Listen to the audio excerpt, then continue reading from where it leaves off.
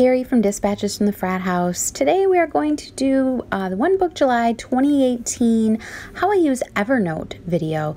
And we already talked about how I use OmniFocus and had a brief look at kind of all of the apps that I currently use. I have actually added a few to the system just because of recommendations from you guys. So that will actually be the next video. This is my iPhone. I do use Evernote on my iPhone more than anywhere else. That is why I'm not doing screen recording on the laptop. It is available on, desktop, laptop, tablet, phone, iOS, Android, but I use it mostly on my phone. And in case you're wondering, the wallpaper on here is a piece of art that Romany did actually, and she posted it on Instagram, and I completely fell in love with it. It just draws me in. Something about it just gets my attention. So she emailed it to me so that I could print it, which I did, and I put it in my planner. But I also put it on my wallpaper on my phone because I love it so much. So thank you, Romany. So today we're going to talk about Evernote. Now this is not the first time I've recorded this. I keep losing my audio and I don't know why. So fingers crossed this is going to work. So we are going to open up Evernote, and it opens up in my All Notes folder. And this is actually a note that I created earlier when I was trying to record this video. So if you go to your notebooks list, this gives you a list of the very top thing is you can search for a notebook. The next listing is all of your notes. So as you can see, I have 11,422 notes. The next is your recent notebooks. So the last 3 notebooks that had any activity in them. And then your notebooks list in alphabetical order. Now the way I used to do projects in Evernote was I would create either a notebook or a notebook stack. You can pile notebooks together if you picture a pile of notebooks on a desk. And so I would make a notebook or a notebook stack for a particular project. That would kind of be the same thing as my folder in OmniFocus. And then within that particular notebook, I would have separate notes. They may be checklists, they may be writing, photos, links to websites, PDF files, audio files. You can now write by hand on your screen or with a stylus, So each notebook was basically a project. If it is a very large or ongoing or long-term project, then I tend to end up with a notebook stack. So I have a stack of notebooks, and each notebook is kind of a section of that particular project, if that makes sense. So again, you have that hierarchy of starting with the big overview, big picture of a project, and then trying to filter it down to smaller, more manageable tasks. Now, let's show you first how you can create a note. So if we just hit that plus sign at the bottom, this is what you get. So you can type in a title of your note, and then you can move what notebook you put it in. Okay, so you can organize it from there, and then we can write. And then the menu bar right above the keyboard here, you can see that you can do boldface, you can italicize, underline, strike through, you can make a checklist. So, and as you hit enter, you just get a new checkbox. So you can make yourself a real quick checklist that way. You can also do numbered lists, and you can do bulleted lists. And then if you hit this little box with the plus sign, you can also take a photo, you can add a photo from your camera roll, record an audio note, add a sketch, or attach a file. Okay, so that is kind of a quick way to make a note. So we'll just pop that back in there.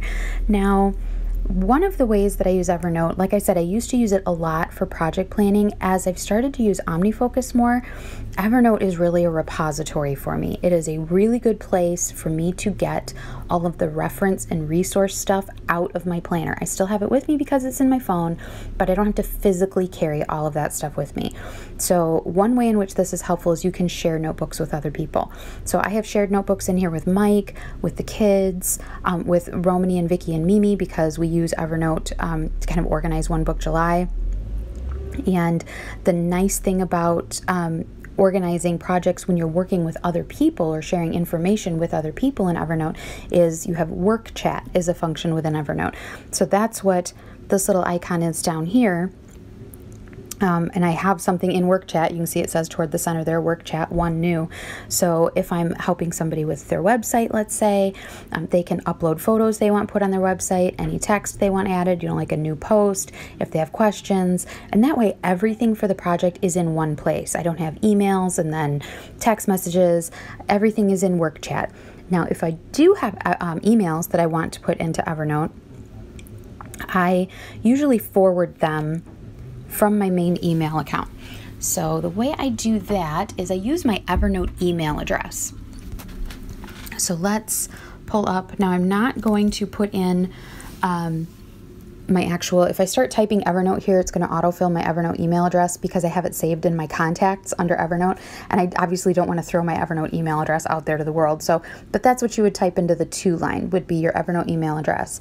Now you can forward emails into Evernote, and I do that a lot with like bill notifications, things I want to remember, things I want to reference. I will just forward them directly to Evernote. And when I do that, I like to file them directly into the notebook where they belong.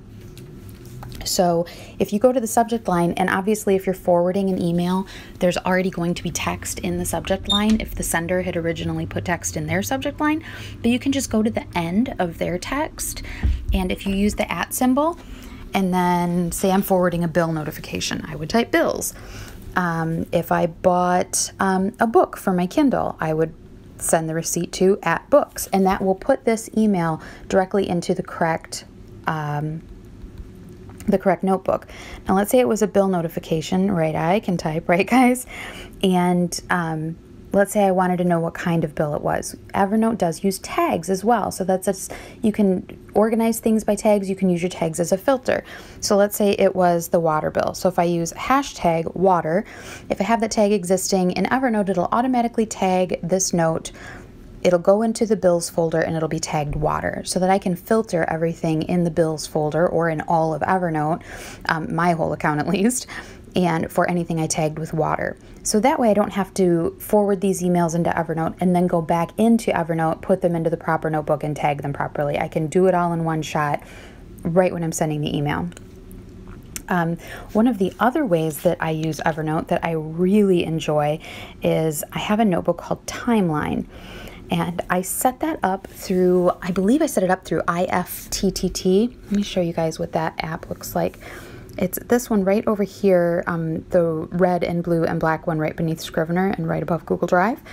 That kind of takes separate, disparate apps that you might use and links them together and automates that link so you don't have to do anything with it, if that makes sense.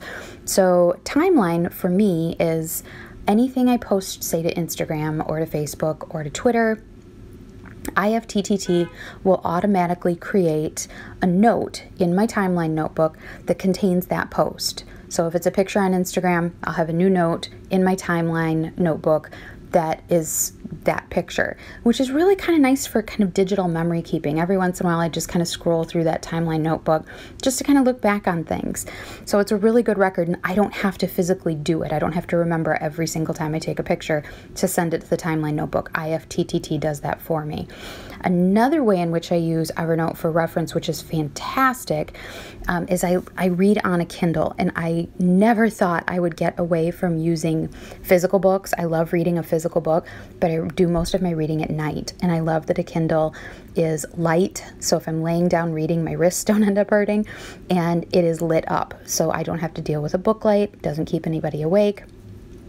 If you link your Amazon account to clippings.io right here, you can then also link your Evernote account, and when you sync them, you can have all of your highlights from the Kindle books you've read show up in your clippings.io account.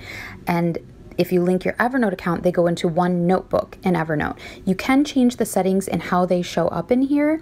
You can have either one note per highlight, or you can have one note per book. So I have the notebook that is clippings.io, and then each note is highlights from that particular book. So this would be from Nemesis Games.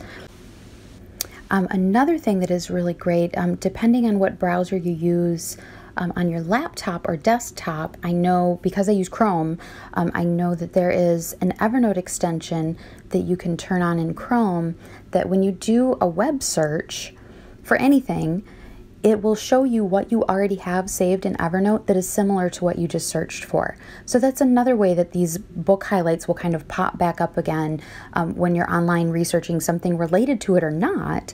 You kind of get this surprise of, oh, that's right, that quote was in that book. It's kind of the same thing. And it kind of helps you have lots and lots of jumping off points if you're trying to brainstorm, if you're researching something and trying to dig deeper. You kind of get all this information back to you that you didn't maybe necessarily realize you had available, because like I said, I do a lot of my reading and I don't always take notes by hand at night, obviously, if I'm already in bed. So I like having that backup of my book highlights go into Evernote, and then that Chrome extension makes them pop up with my Google search results if they're applicable. Now, in the same vein as I said, I use Evernote as kind of my resources and reference package, basically. It's basically like a humongous filing cabinet. So depending on what tier of the pay structure of Evernote you choose to use, the searchability of your notes can be pretty amazing. You can take a picture of something. Mike uses this for wine labels all the time. You can take a picture of something and it'll upload to Evernote servers, and the text in that picture is searchable. PDFs are searchable, and you can annotate them within Evernote as well, which I really, really enjoy. I use an app called DocScan Pro to scan. You basically take a picture with DocScan Pro and it turns it into a PDF, and then from there you can directly upload them. I usually put them into both Dropbox and Evernote because I save everything in two places. But then those PDFs in Evernote, the text of that PDF is searchable as well. Plus I can go in there and highlight, I can annotate, I can write whatever I want to do. So that is pretty much it, everyone. That is how I use Evernote, kind of in conjunction with OmniFocus and my paper planner. Just the biggest thing has been getting that stuff out of my paper planner. I don't need to carry all that stuff with me. A lot of it is information that, say, Mike might need or one of the boys might need. I can share folders or notes within Evernote with them, so that they can read them, so that they can edit them, add to them, whatever the case may be, and make it available to everyone who might need to see it without me having to text information to them or whatnot. So if you have any questions, let me know. I will put links to everything down below that I mentioned in the video today. And if you have any questions, let me know. Okay? Thank you so much. Bye-bye.